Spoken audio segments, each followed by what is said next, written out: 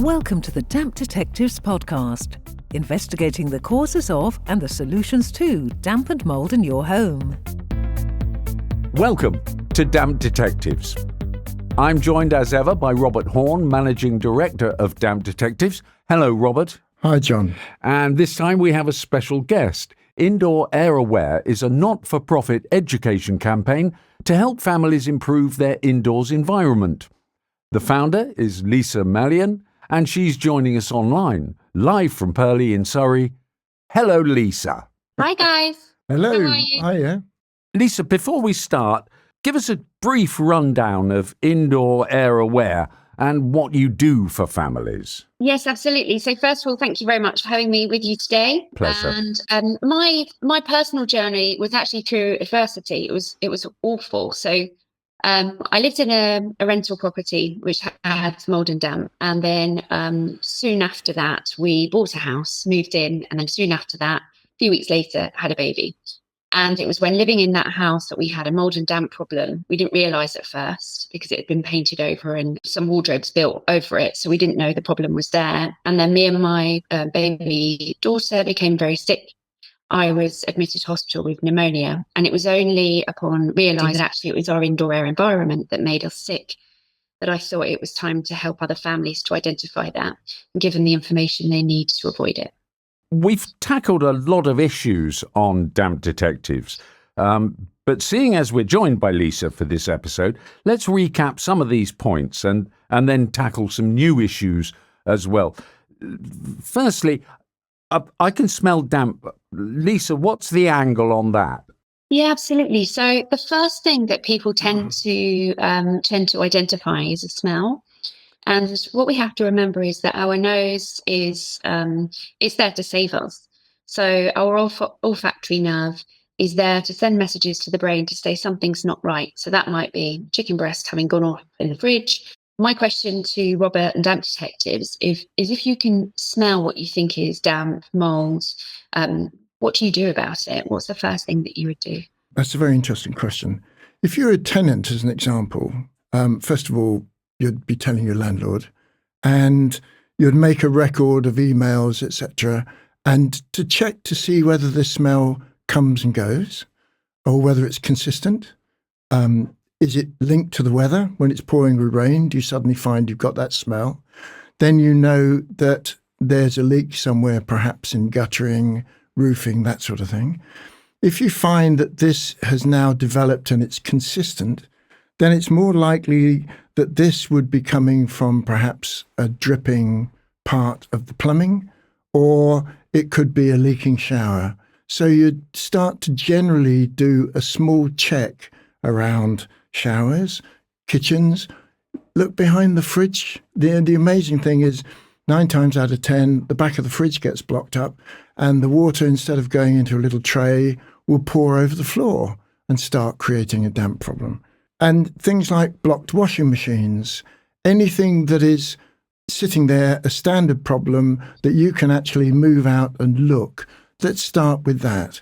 But if at the end of the day, you've tried everything, you've looked in all the cupboards, you can't find anything that's helping you, then at the end of the day, you have to call an independent damp surveyor, really, because they're equipped to find the problem. Lisa, you have a question, I think, about damp-proof coursing as well, which is a sort of thorny issue for a lot of people. What did you want to ask Robert about that?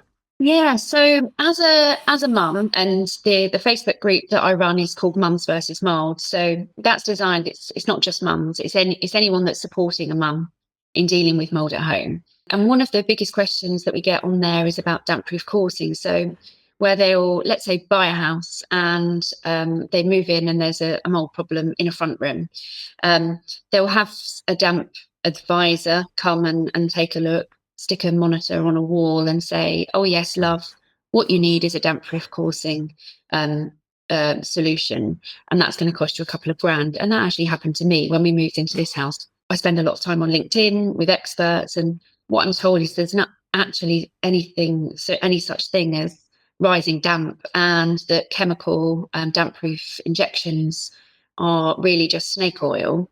So I'm trying to cut through this noise and give advice to mums as to what we should believe and who, somebody's telling you that chemical injection damp proof is right, who is the right person to believe? Okay.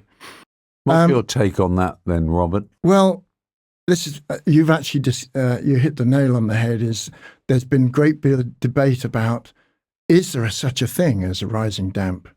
Yes, there is, but it's 1 in 100,000. It is so rare. I think I've only come across it in the last 25 years once that I can truly say this is rising damp. And we're constantly told about rising damp, aren't we? As Lisa just said, the first thing they say when you have a damp issue is, oh, it's rising damp. Well, there are for you factors. To say that is fascinating. As you've quite rightly said, people come along and say you need a chemical damp-proof source, so you end up having these little bullet holes drilled. We've been to houses where it looks like somebody's taken a machine gun at the wall. They're everywhere. The point is, first of all, I think in order to understand that, you need to understand what a damp-proof course physically does and what it is. It's a layer amongst the brickwork, not far from the ground, which in very old properties, it was layers of slate. In some properties, it's specially baked black bricks that are waterproof, and you get 3 tiers of them. So if you see black bricks, that in itself is a damp-proof course. Modern homes have these waterproof material that goes in between the bricks, and it's got to be about 150 millimetres off the ground, and there's a reason for that. And if you live in a really old house that's made of cob walls, which is straw and clay, you don't have a damp-proof course because they're allowed to get wet and go out again. And old country houses that have got stone walls, they don't have damp-proof courses. And yet I've seen people try to put a chemical DPC in an old stone wall, wasting their time. The point is, groundwater can wick up a brick. You stick a brick in water, the water will wick up the brick, make it wet. This is the reason why you have a damp-proof course in modern homes. But the point is, what people think is that damp-proof courses are there designed to stop water solely coming up. But because a damp-proof course in itself is waterproof, it will stop water coming down, and you get the same effect. So you can actually have water coming down from a window, say a gap in the window, and rainwater penetrating from the window, coming into the wall, hitting the damp-proof course, and then because it can't pass through it, it spreads all along round near the skirting board. And it's clear, you can see a clear wet mark. Now that isn't rising damp at all, it's simply come down. And what it can also happen if somebody decides that they'll improve their outside ground and they raise the ground level, put up a new patio, do various things, and they raise the ground level above the damp-proof course. So now the damp-proof course is no longer effective at all because the ground is actually higher than it. But the thing about rising damp or damp coming from the ground, it contains salts, nitrates and sulfates. And when they are wicked into the wall, after a period of time, it gets to a certain height, and then the water in the wall will evaporate, and those salts crystallize because they're carried in solution, but they can't evaporate because they're minerals, so they then end up looking like sandpaper.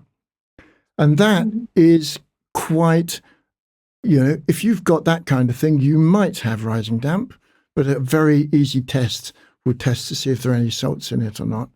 So what I can simply say is it's very rare, and the majority of times people will say, oh yes, you need a damp-proof course. That's because they're selling you a damp-proof course. It's not the real reason. As an example, rainwater pouring off an overflowing gutter, if it strikes the concrete outside your house, it's like a waterfall, the splashback will be very high. That will create a damp wall, and that will look like rising damp. The answer to that is 1 in 1,000, you might need a new DPC, but apart from that, the answer is no, not really. Okay. Does that help you in any If somebody way? comes to your house, yeah, absolutely. So if you have somebody to come to your house to check an issue with damp, and they tell you that you need a damp-proof course, 9 out of 10 times, 99% of the time, that's not the case. Yes, Do you I'd get a agree? second opinion. Definitely get a second Okay. opinion. If people come along and they inject chemical damp-proof courses, and that's not the reason for the problem, then you'll have spent £2,000 and it won't make any difference whatsoever. Yeah. So get a second And that's what we opinion. actually did. Yeah. So in our house, we had somebody come and he quoted me, I think it was 2.5 grand for damp-proof coursing. And then what we actually realised is that the driveway had been, over time, more and more stones had been added, and actually it was just higher than it should have been. So we just dug that out around the house, and then all of the walls dried That's it. out very quickly. Yes, that's it. We didn't Quite need- often, it's not the damp-proof course. It's something else, and it can normally be easily rectified. I was just going to say, that brings me on to the next biggest question, Oh, which right. is, who can we trust? I know there are accrediting bodies in terms of certification and give people titles of professional, etc. But I just don't know who we can trust right now to come into our house. Is there anything that we should be looking out for? Any sort of qualifications, for example? Robert? I think qualifications, in a funny sort of way, are totally misleading. I don't want to be Well, controversial. It was ever thus, I will. I think. But go on. The thing is, you have different surveyors. So you have an independent surveyor, and he's had years of training, constant new training, a lot of instruments that they use, and then you've got somebody else who comes along to sell a product. So the independent surveyor is simply finding what the cause is, and therefore, once you know what the cause is, it's easier to put it right. On the other side, you have damp-proofing companies that have a position in this world. We've all got a position in this world. And they make their money by doing work. So they may say to you, we'll do a survey for £180, which is a hell of a lot cheaper than a damp detective survey at £350. But whereas a damp detective survey, £350, I might say to you, and I have done very often, it'll only cost £50 to put this problem right. You may well get a damp proofing company that come along that will either give you a free, no obligation quotation for work. That should ring bells immediately to say they're going to do work. And also if they say that, yes, they'll charge a much lower fee and guarantee the work, then you know that work is coming. Now, an independent surveyor, having carried out a survey, which could take several hours, and they may come back. They may come up on a dry day and then come back on a wet day, to make comparisons and different things like that. And they may come up with something so simple. I was in France the other day. A friend of mine said, I've got a problem in my cellar. So I went to open 2 windows, and he said, well, we normally keep those closed. Well, yes, but I said, you've got to keep them open so the air can pass through. Yeah. And when I went to see him about 2 months later, he went, oh, you fixed it. I said, yes, I just opened the window. So the point is, we have got different roles in life. And if you want proper advice about damp, mould, how it's happened, that sort of thing, you get an independent damp surveyor. There aren't many of them, really independent ones. If you need work done, then there are very good, reputable damp proofing companies who will come and do work. That's the difference. And so it's really, the question is, what is it you really need? If you really need the advice, you're there, you're on your own, you get baffled. I normally find that most of my clients ring me up and say, I've had 3 surveyors already and they've come up with 3 different answers. What are you going to come up with? I said, I'll probably come up with the right answer and tell you exactly what it is, but it's going to cost you some money. And the other thing you have to be careful of, if somebody comes up and says, well, yes, this is what your problem is, but by the way, you need a new extractor fan, or by the way, you need this, and you really should have it, the answer is no. There's a door. Out you go. So that's the only way I can explain it, is independent surveyors will prove it factually using instruments. And I used to be a magistrate, and if anyone came along and said, well, I've been doing this for 30 years, this is the reason why I know this, doesn't wash. If you had another report that said, these are the factual figures, this is the reason why, then case solved. So at the end of the day, an independent surveyor will prove what he's actually saying. He has to prove it. As far as damp detection is concerned, if you can't prove it, you can't say it. End of. Those are our rules. Does that help you in any way? Yeah, it does. I suppose then, if you, so now we know that we need an independent damp surveyor. How do we find an independent damp surveyor? So just go onto Google and type in independent damp surveyor, or is there an organisation that gives you membership? Is there a list of people there? There are, but as I say, at the end of the day, somebody's survey is only as good as his last job. And I would go by reviews. I was going to say, there isn't an umbrella organisation that, like in the travel industry, is it APTA, that you can use as a recommendation that they are going to be a good company. But there isn't. I'm such a suspicious character, I'm afraid. Well, that's you see, the point is, you've got people like, you've got associations that I am, join this association. Yes. I've got a stamp. That means I'm good at my job. No, it doesn't actually. It means that you've filled out a few forms, you've paid an annual fee. You have. I think that's Lisa's issue as well. You have a parameter. You follow a format, and therefore you are guaranteed to be good at your job. No, my argument is we don't follow formats. We find out what the cause is, and so we're dealing with different. We're in a different discipline here. Yeah, sure. We're not ordinary tradesmen. We don't belong to bodies. Okay, and I'm not going to band about different types of bodies. I don't want one to feel that they're not as good as another. At the end of the day, everybody's on Google. I think you have to look at reviews, look at their website. I went through a page this morning. I was up this morning at 5 o'clock just checking one or two of my answers. But I typed in damp survey, and I went through all this particular firm that talked about they had got these qualifications, this good body, kept repeating how many qualifications they had. And then after about 5 minutes of pretty boring reading, I got to the fact that they said that they would then be able to, having done the survey, they'd be able to do the work. And I thought, you're not independent. You're not unbiased. You can't, by default, be unbiased if in your background of your head, you know that you can do a chemical damp proof course or do damp proofing. You will slide towards that. And an independent damp surveyor has to be able to slide the other way and actually say, you don't need any work. You don't physically need any work. And that's the difference, really.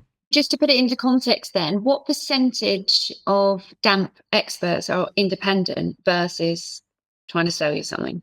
1%, 2%. Really, it's small. It's almost a handful. There aren't many in the country at all. This is when we ask questions, when I'm asking questions of clients and they're talking about a job, and I ask them a question about something, they say, whoa, nobody's ever asked me that before. Why would you want to know that? So it is very different. I'd say there's only 20 in the country right now. Wow. Who are truly independent. And they're very good. That's quite scary though, isn't it? They're not all damp detectives. They're very good. There are very good independent people. But it's a specialism. And you've got to be a complete nerd like me and love your vocation to be a really independent damp specialist. And there are plenty of them, but not that many. So we need to get more people into it. We need more education, better really education.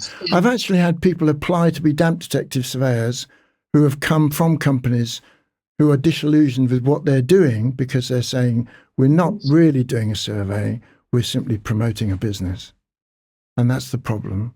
But that's the industry. Yeah. The industry is driven by demand and what the public need. And quite often, the public feel they need, I just want it fixed. Just come and fix it for me. Yes, of course. And that's a different thing. There's this need, I feel, for buying something to fix something. And actually, it's like, if you go in the supermarket, and we'll come on to mould, you're walking, you've got mould at home. Well, how do I deal with it? Well, I've seen there's a mould spray, so I'm going to go and buy the mould spray to deal with the mould. And we seem to, and I think that's what the same with damp-proof coursing is. We have a problem and we think we need to fix it. We need to buy something to fix it. And I think that really plays into people's people being missold damp-proof coursing.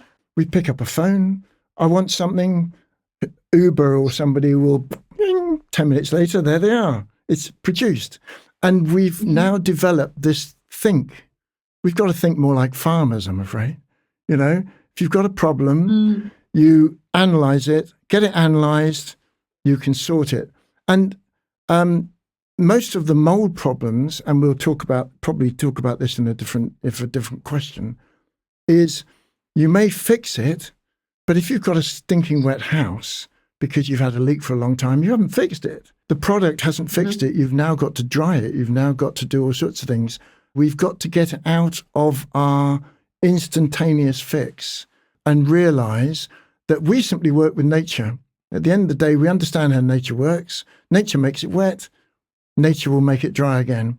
And if you live with nature, I may be sounding a bit nerdy, but I am nerd, so what the hell? If you work with nature, you will cure it and it won't come back.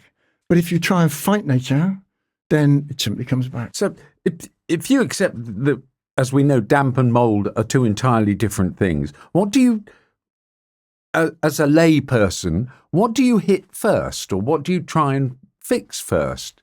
If you want it black and white, mould is a symptom of damp. It's a symptom. Yep. Okay? So the problem is the damp, not the mould. Now, that may sound roundabout, but the mould, the damp comes first, creates the mould grows. Fix the damp, mould stops growing. Yeah. Now, if you're in a predicament whereby now you've had a long-term leak and you've now got plenty of mould, then you've got to deal with the mould. But if you deal with the mould, one day it'll be back again in 48 hours, or it could be back in 2 weeks. You haven't fixed the leak. Yeah. So the source is the damp. When you resolve that source, you will sort out the mould. And so, it's really important that you sort out the source of the damp, but you'd have to clean the mould at the same time. But you've got to go for the damp first. I think with that one, it's really hard for mums because the visible mould is scary. Yes. For those who really understand that the risk to, especially a child's developing lungs, but all of us, we can all have very, very different reactions and response to mould.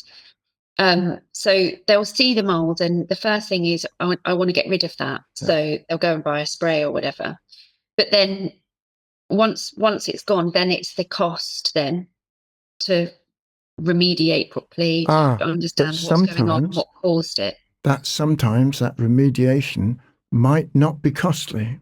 This is the interesting part of it, you see. You can have a stopcock. I don't know if everybody knows what stopcock is. Or maybe I'm using on terminology.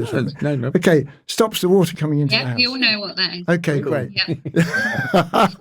So the point is, you can have a dripping stopcock. I went to a flat years ago.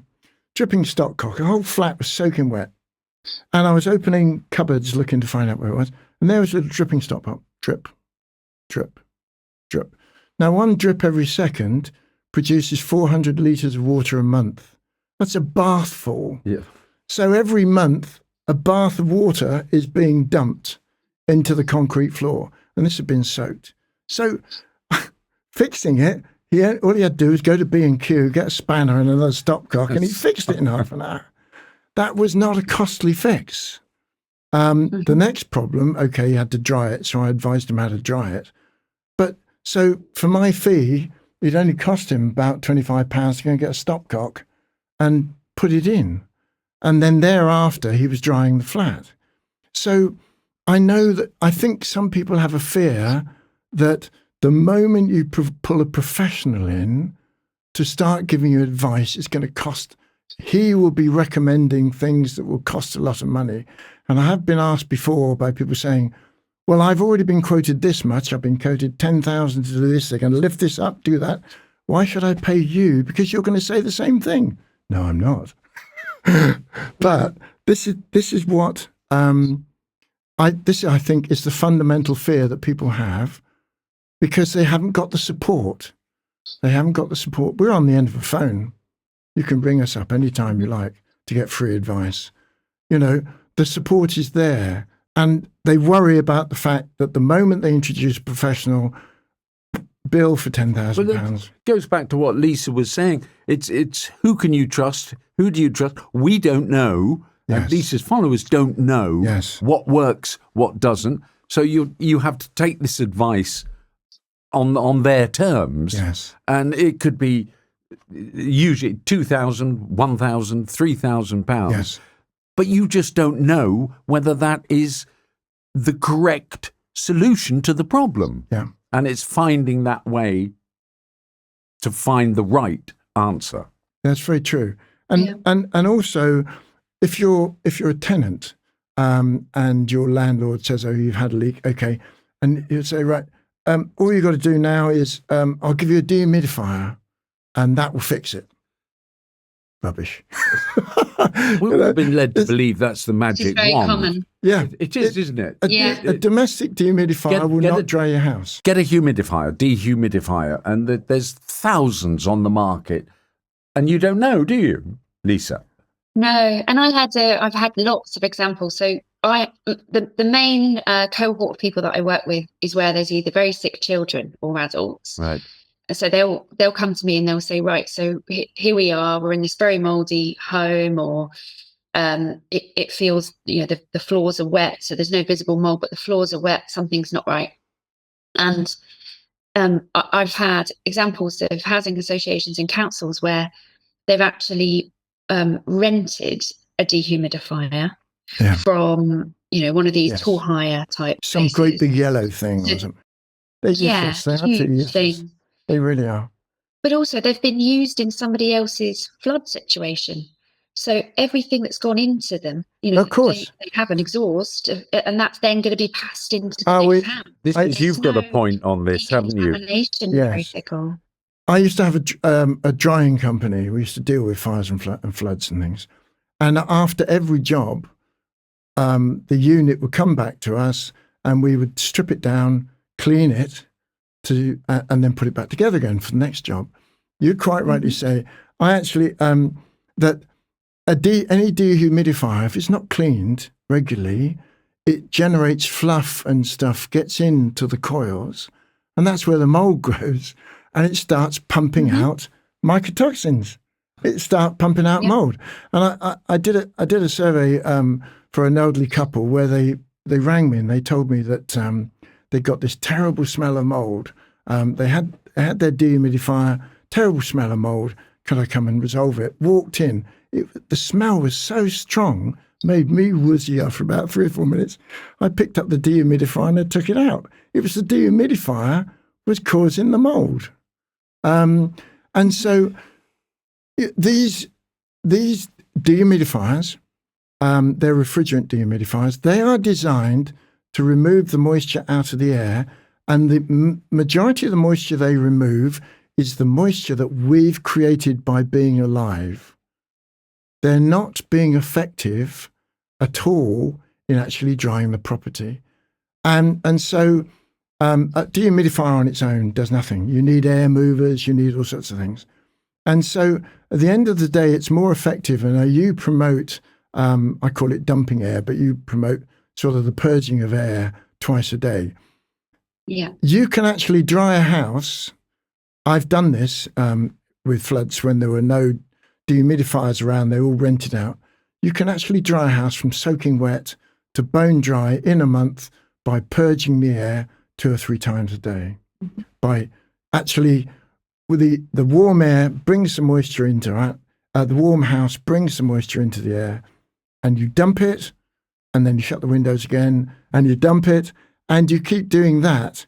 And that will be more effective to resolve a damp issue after you've sorted out the damp than bringing any dehumidifier in. Far more effective. Using nature. Nature is more effective to dry properties than man is. Now, there's a comment for you. Absolutely. Well, nature is so much more powerful than man. Mould will be here a long time after we've gone. Well, it was also that's the thing we've got to remember. It was what you were saying, Lise, that it's putting your trust in nature as opposed to products. And we're conditioned to think that products will solve it. Whereas, as Robert's saying, actually, if you turn back to nature, you've got a better chance of curing those ills. On a winter's day, outside, 4 o'clock in the morning, winter's day, there's hardly any water in the air at all. But it's cold. Obviously, it's very cold. And therefore, if you've got a lot of moist air in the house and you quickly dump it, so say first thing you get up, you dump it with that cold air, you only need about 3 or 4 minutes to do it. That will take about 5 or 6 litres of water out of the building. And you're saying dumping? Well, dumping is an American term, I'm afraid. I'm terribly sorry. Is that for opening windows and doors? Yes, you're physically dumping. Dumping the air out of the property. Gotcha. Because the air pressure is high and the outside air pressure is low. I understand. It rushes out and new air rushes in. Only drops the temperature by about 5 degrees, but you've now got a dramatically drier set of air. Yeah. Now, a dehumidifier, on the other hand, it's only got tiny little working surface about that big, will be chuntering away all day. It moves the air quickly past the coils, so it cools the air down a bit, and therefore it does lose a bit of water, but then that air is out the other side very quickly. And so you haven't dried it. A dehumidifier drying air is an anomaly. It doesn't dry the air. It reduces the moisture in the air. Right. Therefore, you see water coming in out of your bucket or where it's gone down the sink, but at the end of the day, you've only removed a bit. Whereas, so that thing can be whirring away all day and remove about 10 litres of water. Open your windows twice a day, you've done it. You've done it in about 5 minutes flat, and it didn't cost you anything. It's finding out. It a daily detox. Detoxing. Oh, right, right. And it has exactly the same effect because it's bringing in fresh air. If you have any questions or queries for future podcasts, then you can email robert@dampdetectives.co.uk and you could be part of the next show. The Damp Detectives Podcast, investigating damp and mould in your home. A question for you. Talking of men versus nature. Wow. Meters, moisture meters.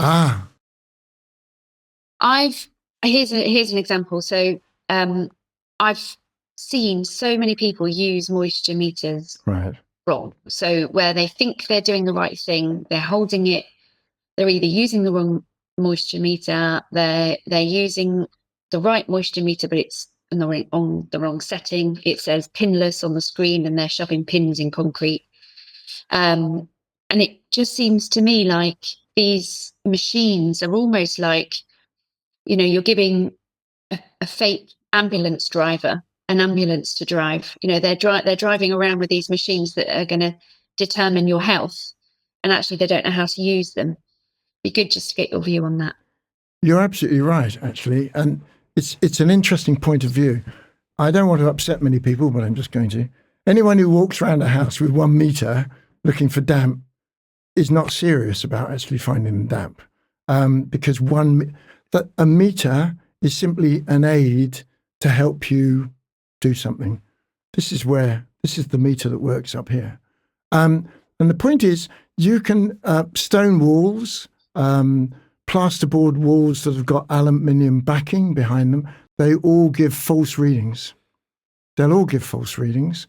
So you can put a meter on a wall and it reads wet, but it isn't wet. As an example, you can have a wall whereby I said to one lady, a surveyor had said, "Oh, this house is wet all the way along here." This little lady, I said to her, "How long have you had your curtains and your furniture next to this wall?" "Well, about 25 years, my dear." "Oh, yeah, fine. Look at the back. No mould, no water stains on the curtains, no indication of any damp whatsoever. Therefore, the wall isn't wet." It's the meter giving the wrong information.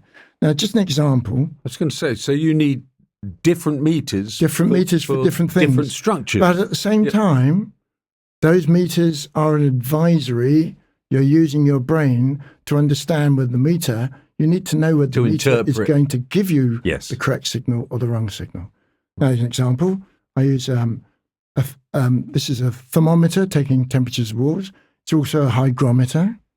I have meters which I can probe under the floor and in walls.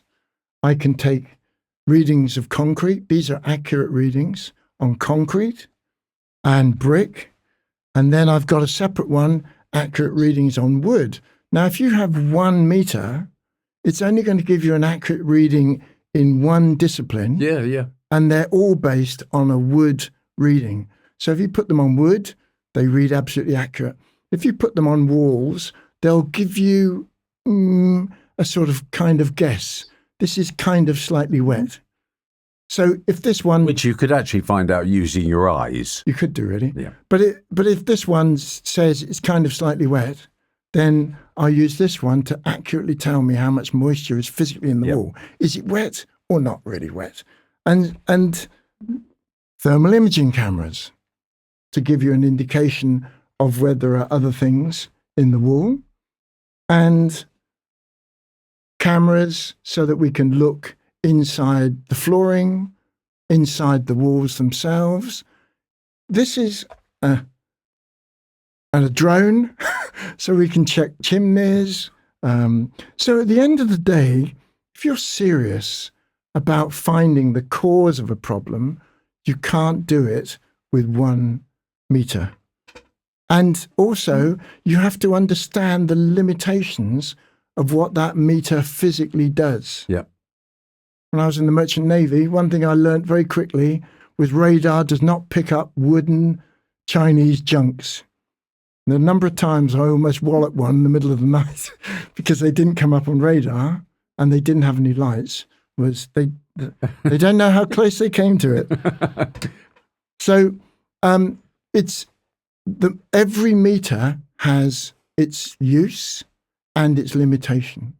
And therefore you have to understand, and this is why independent surveyors such as damp detectives are taught in all this, and they're not just given them and off you go. They'll be asking questions for over a year of, I've come up on this situation and this situation, this situation. What kind of reading am I expect to get? So at the end of the day, no, you need more than one. You have to have more than one. If you're serious, you have to have more than one. If you're flogging damp proofing, then you only need one. Yeah. I wonder if that's a good way to determine the difference then between a cowboy and an expert. Is about the amount of time they spend with you on that initial visit and the monitoring apparatus that they have. I think that's probably, for me and the mums that I'm advising, that's probably one of the good ways to tell. So, have an initial conversation over the phone, find out what they use, how long they'll spend at the house, what they're going to be doing, and giving them a set of questions. Yes. It's also being armed with that information that Robert's just given us. I didn't know there were so many different gauges, but your followers being armed with that information, then they can ask the question, what meters are you going to use for this and this? And it'll be a red flag if they just walk round, as Robert said, with 1 meter. And that's armed with good knowledge then. I think one of the first things you're going to understand how the surveyor is thinking is your first phone call with them. I've had people ring me up and we've had half-hour conversations, and they're perfectly free. We can chat. I can chat 10 times a month to the same person It's not going to cost them anything. It's so that I get an understanding of what they're experiencing and start to build a picture in my head of how this thing is developing so that we can go in the right direction. So your clients should really be expecting a good half-hour conversation on the phone.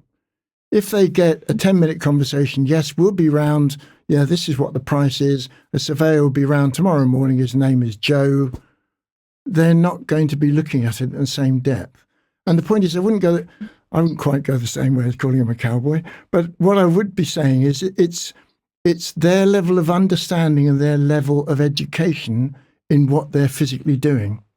And I say to my surveyors, even you've had your half-hour conversation on the phone, but when you arrive, the first thing you do, you sit down, you have a conversation with them because they'll come out with new evidence.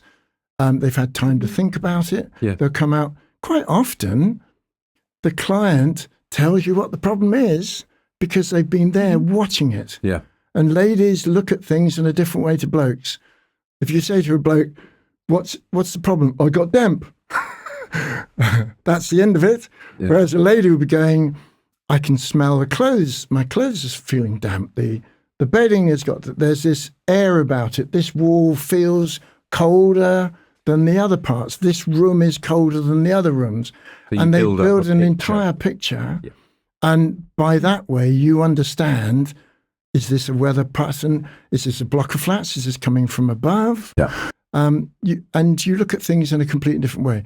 So I'd say, yes, if you need to really, ladies are very good at their perception of, not so much body language, but phone issues, the conversation and the way the conversation's going. It's female, intuition. And I would go with that. If you feel that the conversation is right and the conversation, they're listening to what your problem is, they're listening. The reason why they're listening to your problem is because it's helping to build a picture. And ladies build a picture so well, whereas blokes don't. And therefore, if you feel good about the surveyor, then fine. You know that he's going to do a good job. If it's a 5-minute, 10-minute phone call, forget it. Sure. Yes. Sure. Lisa, did you have a question about flash flooding? I mean, because it's on the rise. It's happening a lot everywhere, as we know, with the occurrence of these massive rainfalls that we're experiencing. Have you had issues with that with your followers? Yeah, some people have asked previously. They've had a flood. So I had a lady in Scotland. It wasn't a flash flood from rain, but it was a flood in the house where there'd been a huge water leak. Right. And the entire downstairs of her home, still today, she's incredibly sick. Her son's sick. Their dog is sick. Oh. Interestingly, with animals being kind of sentinel creatures, they show the issue. The canary in the coal mine. They show that there's an issue before the humans, and they've all been tested, mycotox tested. So for mycotoxins, and the evidence came back. They even went through a vet in America to get the dog tested for mycotoxin response to mould. And they all know that it's a water damaged building and they're all really sick because of what's going on in the house. But my question to you, Robert, would be, what should that, I think it's a housing association, this one, what should they have done to dry out that floor? Because they didn't do anything. They didn't offer a dehumidifier. They didn't offer any advice. They just said, we've stopped the leak, crack on. And this family are now so incredibly sick and they're still in that property. It's a shame that housing association doesn't understand the powers that it has and the tools in its box to do things. This is simply an insurance claim. Anyone who's got a building, anyone who's got a house, and you end up with this flood scenario, a burst pipe or something like that, just ring up the insurance company. The insurance company, first thing you also do is you turn off the stopcock, make sure there's no more water coming in, And you call the insurance company. Usually, when I had my own drying company, we had to respond within 2 hours of a call. So it went to the central office. Central office called me within 2 hours. I had to be on site. So I used to run a motorbike with a unit on the back and used to go hurtling around Devon and Cornwall. Those first 24 hours are imperatively important, incredibly important, because if within 24 hours, you're in there, you get wet carpets out, you get machines in, you start drying the place very rapidly, you can have the place dry within a couple of weeks, done and dusted, and mould won't develop. And mould is a secondary problem. Insurance companies have absolutely nightmares. And it's inaction that'll cause that. Purely and simply. And therefore, this house, as far as they're concerned, is uninhabitable. End of. A house that's had a major flood is uninhabitable. Of course. It's an insurance loss until the insurance company can sort it out and basically save what they can save within it. Everything in that property that is insured is technically a loss from the word go until the loss assessor got enough action to actually save it. We used to save tons of stuff, but I've been to places. I'll never forget. Christmas morning, I got called out on Christmas morning. Went flying into this house, and the workman had connected a mains in the kitchen. Said, right, thank you, Christmas Eve, bye-bye, going to watch the footy. Off they went. That evening, chap and his wife sitting there having a glass of wine, watching telly, and he said he watched the colour of the carpet changing colour as it was moving towards him. And it was what you call a floating floor. So the house was built on an insulated floor that was on top of it. The whole thing was one piece. I got there Christmas morning. I said, I rang them up, the insurance company, and said, I need permission right now. I need to drill holes in the floor. I can blow hot, dry air under pressure. I will save the entire building if you give me permission to put these machines in. They went, no, we can't do that. And we're now all on holiday now, but 2 weeks before somebody comes out. That couple... It's lost.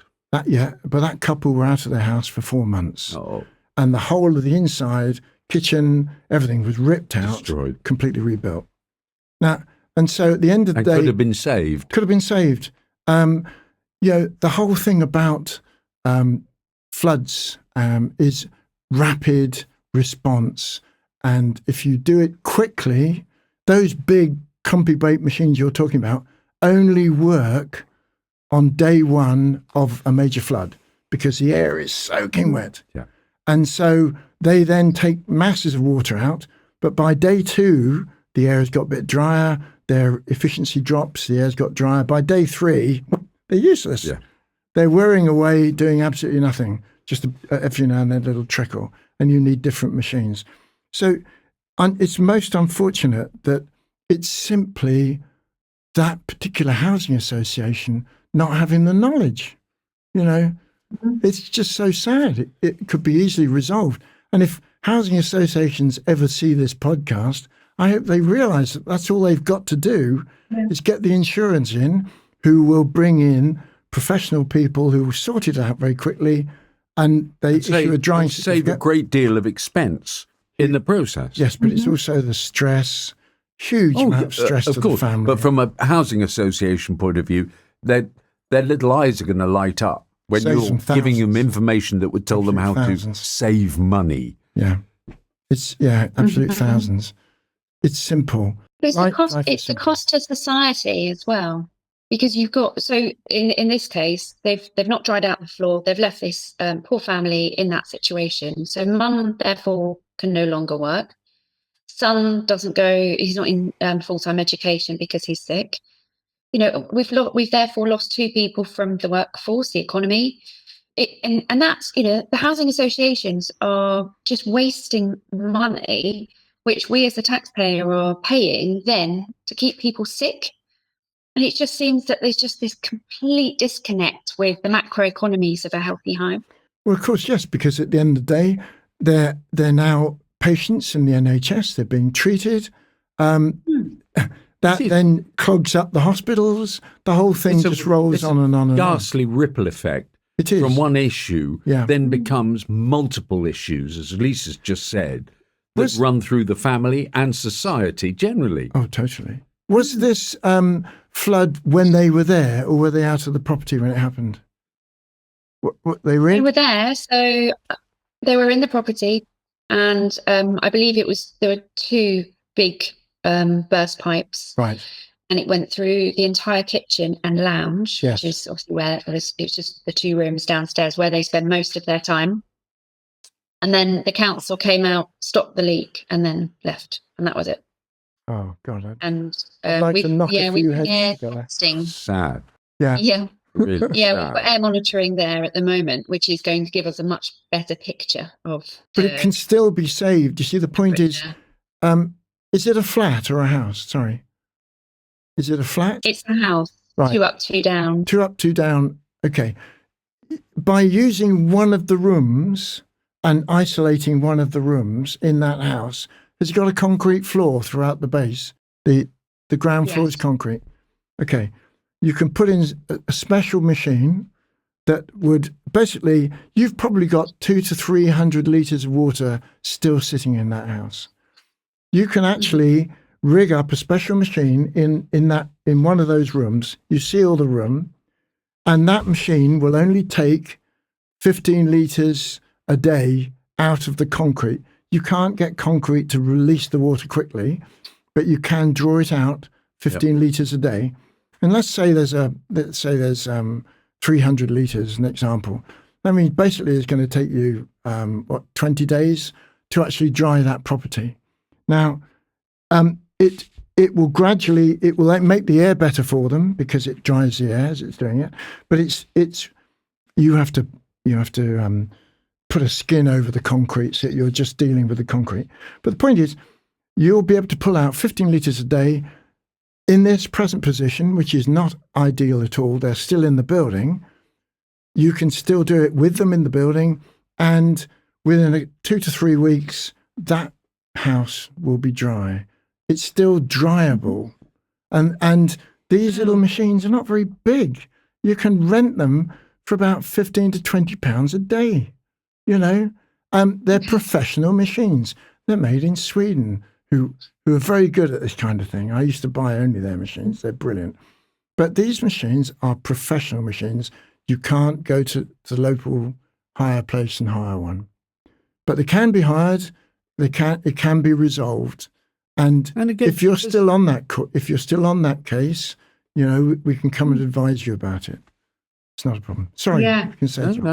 That's an interesting case. We're working on that one with the Centre for Moisture in Buildings. Oh, yes. UCL. Yes. And we're doing the air monitoring, and we'll be doing mycotox monitoring, etc. there. So, yeah, we'd love to get you involved with that one. But you see, the point is, monitoring is great, but they're not solving it. Nobody at this moment is solving it. Understand it at the moment. Yeah. Yeah. Well, all you got to do is dry it, and you can dry it quickly, and then monitor afterwards as well. You can then show a comparison between what's going on in the wet property, and then monitor it again afterwards and see if there's still any effect in the dry property, or whether the air clears up completely and it's habitable. At least you'll have some data to work with. I think the UK as a whole, we're one of the wettest islands out of all of them, and our homes haven't been built properly in most situations. So we need to democratise access to this information. We need to make sure people can access it better. And I love how Robert does that with damp detectives. I've watched him in action in a family's home, and he was there for free, using all of his monitoring devices, leaving behind air monitoring. And this is what we need. We just need 1 million Roberts now. Well, that would be nice. And on that note of 1 million Roberts, I'll thank you, Robert, the one Robert we have here. And thank you so much for joining us, Lisa. Thank you, Lisa. Lovely seeing you again. Cheers. Don't forget, if you want to be part of the next podcast, email your questions to robert@dampdetectives.co.uk. The Damp Detectives podcast was presented by John Lles. Copyright Damp Detectives. Produced by Fresh Air Studios.